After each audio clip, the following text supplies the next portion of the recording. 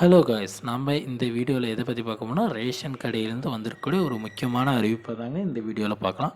அதுக்கு முன்னாடி வந்து பார்த்திங்கன்னா, நீங்கள் நம்ம சேனல் இப்போ தான் பார்க்குறீங்கன்னா மறக்காமல் சப்ஸ்கிரைப் பட்டனை அழுத்தி வச்சுக்கோங்க. பக்கத்துலேயே ஆல்னு ஒரு பட்டன் இருக்கும், அதையும் கிளிக் பண்ணி வச்சுக்கோங்க.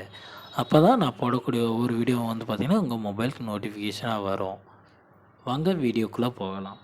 அதாவது ரேஷன் கடையில் வந்து பார்த்திங்கன்னா, இப்போது கட்டுனர் அண்டு விற்பனையாளர்களுக்கான பதவி ஆணை எப்போங்க சார் வரும் அப்படின்ற மாதிரி நிறைய பேர் கேட்டுட்டு இருக்காங்க.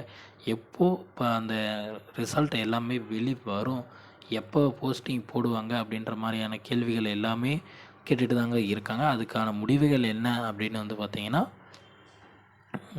எதன் அடிப்படையில் வந்து பார்த்திங்கன்னா உங்களுக்கு போஸ்டிங் தராங்க அப்படின்னு நீங்கள் நினச்சிங்க அப்படின்னா, உங்களோட 10th mark list and 12th mark லிஸ்ட்டில் உங்களோட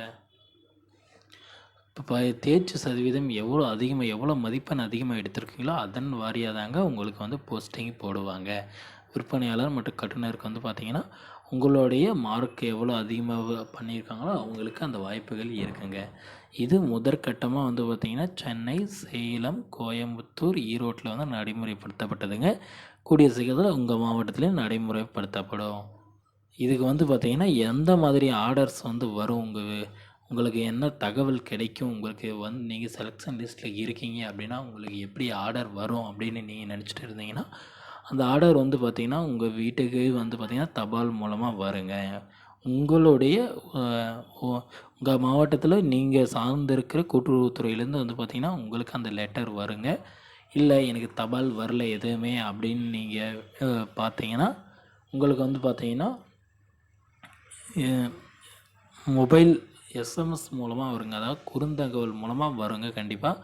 அப்படி குறுந்தகவலும் உங்கள் செல்ஃபோனுக்கு எதுவுமே வரவில்லை அப்படின்னு நீங்கள் எதிர்பார்த்துருந்தீங்க, எங்களுக்கு எதுவுமே வரல, பட் ஆனால் செலெக்ஷன் லிஸ்ட்டில் என்னுடைய நேம் இருக்குது அப்படின்னா உங்களுக்கு டைரெக்டாக கால் பண்ணுறதுக்கான வாய்ப்புகளும் இருக்குங்க. இதனால் வந்து பார்த்திங்கன்னா உங்கள் மாவட்டத்திலையும் கூடிய சீக்கிரத்தில் வேலைவாய்ப்புகள் வரத்துக்கான வாய்ப்புகள் இருக்குங்க. இது கூட்டுறவுத்துறை மூலமாக மட்டுமே தாங்க உங்களுக்கு வந்து பணி ஆணை வரும். வேறு எந்த இடத்துல இருந்தும் உங்களுக்கு வந்து பார்த்திங்கன்னா பணி ஆணை வராதுங்க. உங்களுடைய மாவட்டத்திலேருந்து பார்த்திங்கன்னா உங்களுடைய மாவட்டத்தில் உங்களுக்கான சொசைட்டியில் இருந்து தாங்க அந்த பணி ஆணை வரும். இது வந்து பார்த்திங்கன்னா அனைத்து மாவட்டங்களையும் ஒரே டைமில் வராதுங்க. ஒவ்வொரு மாவட்டத்துக்கும் டைம்ஸ் வந்து வேறுபடும். அதாவது செலெக்ஷன் லிஸ்ட் வந்து பார்த்திங்கன்னா ஒரே டைமில் வெளியிட்ருவோம் அப்படின்னு சொல்லியிருக்காங்க.